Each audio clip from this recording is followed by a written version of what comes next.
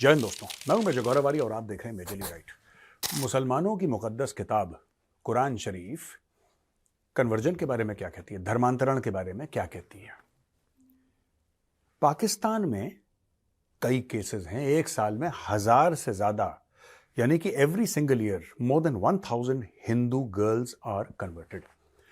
हिंदू बुजुर्ग महिला, हिंदू बुजुर्ग आदमी, हिंदू लड़के, ये कन्वर्ट नहीं करे जाते, कोई मतलब ही नहीं है। जो भी लड़कियां कन्वर्ट हो रही हैं, ये 9, 10, 11, 12 से लेकर 18 साल तक की उम्र की लड़कियां कन्वर्ट हो रही हैं। इसके अलावा कोई कन्वर्ट नहीं होता। वहां पे एक तुक्का कोई केस हो गया तो हो गया। पाकिस्तान में सारा का सारा फोकस यंग गर्ल्स पे है, एडोलेसेंट गर्ल्स पे है। जो जिनकी प्यूबर्टी नहीं हुई उनको भी, मतलब उस एज, बिल्कुल जिसको कहते हैं ना कि बच्चे, जो इनका कन्वर्जन का एक पूरी एक अंडरस्टैंडिंग है समाज में। और मैं ये नहीं कहता कि पाकिस्तानी कुछ लोग करते हैं, हाँ कुछ लोग इसकी रहनुमाई जरूर करते हैं पाकिस्तान में। कुछ लोग ये जरूर कहते हैं कि हाँ हम इस पूरे कन्वर्जन माफिया के लीडर हैं, कुछ लोग कहते हैं। लेकिन पूरा का पूरा पाकिस्तानी समाज ये मानता है कि भाई ये जो लड़कियां हैं इनको मुसलमान बनना चाहिए, क्योंकि हर साल अगर 1000 से ऊपर लड़कियां, ये पाकिस्तान ह्यूमन राइट्स कमीशन की रिपोर्ट है दोस्तों, उनके आंकड़े हैं, मैं अपनी तरफ से नहीं बोल रहा कुछ।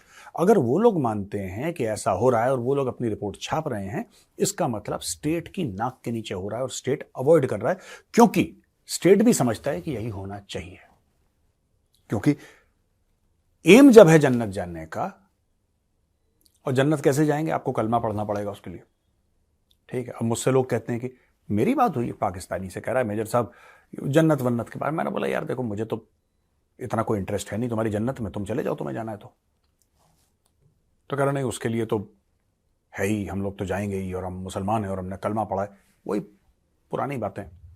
तो पढ़े से पढ़े लिखा जो है, जिसको कहते हैं ना एजुकेटेड पाकिस्तानी, वो भी जब अपनी सी में आ जाता तो यही बातें करता हो, 72 हूर, जन्नत, ये सब बेसिक फंडा पाकिस्तानियों का यही है। बाकी मुस्लिम देशों में मैंने ये नहीं देखा है। आप सऊदी अरेबियन सब, जो सऊदी अरेबिया का रहने वाला है, कोई जो सऊदी है, आप उससे बात करिए, वो ये बातें नहीं करता, या यूएई वाला ऐसी बातें नहीं करता। आपको मलेशिया वाले या फिर आपको इंडोनेशिया वाले, जो सबसे बड़ा मुसलमान देश है पूरी, तो वहां के लोग ये सब बातें नहीं करते। कुछ हैं एलिमेंट्स वहां पे भी, मना नहीं कर रहा, लेकिन आमतौर से पब्लिक बड़ी नॉर्मल सी है। ये थोड़ी सो दिमाग की जो विकृति है ना, ये पाकिस्तानियों में है दोस्तों। तो ये हैं सेनेटर पाकिस्तान में, भैया हिंदू हैं, सेनेटर हैं, और इनका नाम है दिनेश कुमार। दिनेश कुमार जी कहते हैं कि 2 साल हो गए, एक प्रिया कुमारी करके एक हिंदू लड़की थी जिसको उठा लिया गया, जिसको अबडक्ट कर लिया, उसकी किडनैपिंग हो गई, अभी तक नहीं पता हो कहां पे है। और फिर इसने, और मैं दिनेश कुमार की मजबूरी समझता हूं दोस्तों, उसने डायलॉग क्यों मारे एंड में, उसने डायलॉग क्यों मारे। मैं चाहता हूं कि आप भी इस वीडियो को ना पूरा देखें, मैं क्या समझाने की कोशिश कर रहा हूं। दिनेश कुमार ने बोला कि कुछ बुरे लोग होते हैं जो पूरे समाज को बुरा कर देते हैं, और इसकी इजाजत तो है ही नहीं, ठीक है, और कुरान शरीफ में इसकी इजाजत बिल्कुल भी नहीं है, और बेसिकली अपने आप को कवर करने के लिए कि कोई जिहादी इससे आके चिपट न जाए और उसको गुड नाइट ना बोल दे। सही बात है, बेचारा पाकिस्तान में रहता है, और पाकिस्तान में जब मेजॉरिटी डरती है तो माइनॉरिटी क्या औकात है यार पाकिस्तान में। वहां पे तो मेजॉरिटी का गला सूखा रहता है।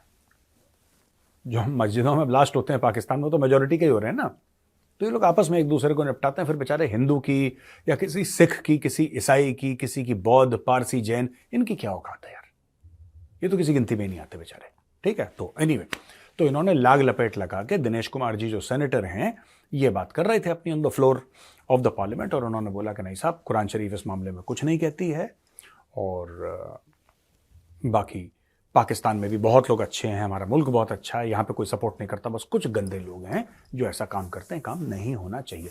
अब मैं आपको ना थोड़ा सा पोल वोल खोल दी जाए, कितने देश हैं इस्लाम मानने से पहले, राइट, इस्लाम मानने से पहले कितने देश थे।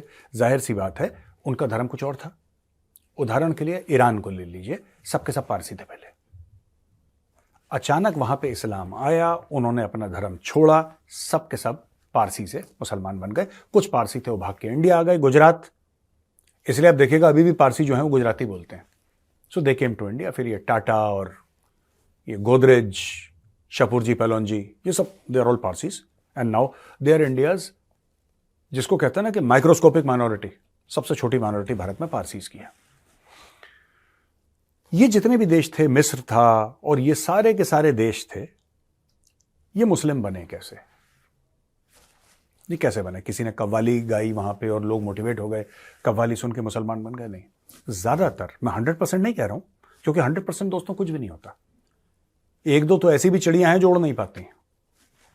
आप बोलें सारी चिड़ियां उड़ती हैं? नहीं, सारी चिड़ियां उड़ नहीं पाती। पेंगुइन कैन नॉट फ्लाई, तो एक्सेप्शंस आर ऑलवेज देयर। ठीक है जी, एक्सेप्शन हर जगह होते हैं। मेरा कहने का मतलब है कि ये सारे के सारे जो यहां पे इस्लाम स्प्रेड हुआ है, it spread by the sword, ये तलवार की नोक पे फैला है, राइट? हां, उसमें जो सूफीज थे उनने भी अपना काम करा, सब लोगों ने अपना काम करा। हो सकता है कुछ थोड़े बहुत कन्विंस हो गए हो, लेकिन 99% जो कन्वर्जन हुआ है that was by the sword, वो तलवार की नोक पे हुआ है। ठीक है, ये हमें मानना पड़ेगा जब तक कि हम झूठ एक बोलते रहेंगे ना कि किसी ने कव्वाली सुनाई और वो आंख में पानी आ गया उसके, ऐसा कुछ नहीं होता। अब ये कहना कि साहब कन्वर्जन के बारे में कुरान में तो कुछ नहीं लिखा है, यार देखिए मैंने तो पढ़ी नहीं कुरान, तो मैं तो नहीं कह सकता, और ना इस दिनेश कुमार ने पढ़ी होगी, झूठ बोल रहा है। ये जो हिंदू सेनेटर है पाकिस्तान का, ना इसने पढ़ी होगी कुरान, ये भी चूरन बेच रहा है। ठीक है कि कुरान में ऐसा नहीं लगा, मुझे नहीं पता, मैंने नहीं पढ़ी है, मैंने एक्सर्प्ट्स पढ़े हैं कुरान के, लेकिन पूरी कुरान मैंने नहीं पढ़ी, तो मुझे नहीं पता कि उसमें यह लिखा है कि नहीं लिखा, मैं नहीं कह सकता, बिकॉज मैंने नहीं पढ़ी, मैं गलत बात क्यों बोलूं। लेकिन किसी का एक्शन को आप जज कैसे करेंगे? एक उदाहरण देता हूं, मैथ्स की किताब है, उसमें सारे मैथ्स के आंसर्स हैं, क्लास 10th की किताब ले लीजिए, तो उस कोर्स के सारे आंसर्स उसमें हैं, उसी में से टेस्ट आना है। मैं स्टूडेंट हूं, मैं फेल हो गया, मेरे 100 में से 0 नंबर आए, 0 अंडा।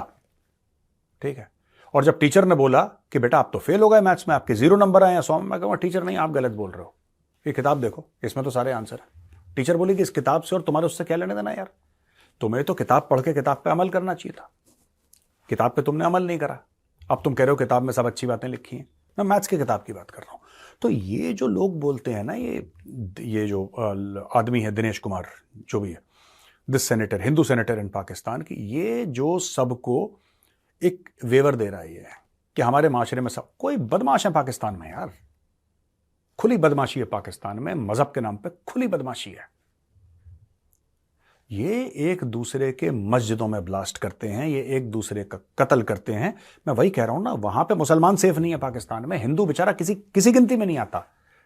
जो सिख है पाकिस्तान में, जो सिख है, जो हिंदू है, वो किसी गिनती में आते ही नहीं है। उनको पूछ कौन रहा है कि तुम जिंदा होगे, तुम मर गए। यहां पे ये कह रहा है कि भैया एक लड़की थी जो 2 साल पहले किडनैप हो गई थी, हजारों लड़कियां किडनैप हो गई यार, हजारों लड़कियां पाकिस्तान में, कुछ नहीं पता कहां हैं। ठीक है, मैं नाम भूल गया उस लड़की का, she was around 12-13 years of age. उसको किडनैप करा, उससे कलमा पढ़ाया, उसको यही नहीं पता था क्या बोल रहे हैं। उसने बोला मेरे बात बोलो, उसने बात बोल दिया। भाई छोटी लड़की थी, डर गई, वहां पे खड़े थे लंबे लंबे दाढ़ी मूछ वाले, सलवार कमीज पहन के, हाथ में AK-47 लेके खड़े थे वहां पे। वो डर गई बेचारी, गला सूख गया। उसने बोला तुम बोलो ला इलाहा इल्लल्लाह, उसने पूरा बोल दिया। उससे बोला कि बेटा अब से आपका नाम, ये कोई मुस्लिम नाम उसका कर दिया, आज से आपका नाम ये है, आपकी कहानी खत्म। उसको फिर समझ में नहीं आया, लड़की कंफ्यूज। थोड़ी देर के बाद एक बुढ़ा आया वहां पे, सफेद दाढ़ी वाला बुजुर्ग, 60-65 साल का। पढ़ो, करा, 5 मिनट के बाद कबूला कबूला कबूला कबूला कबूला, कहानी खत्म। वो उसकी ब्राइड बन गई, उसको ले गया।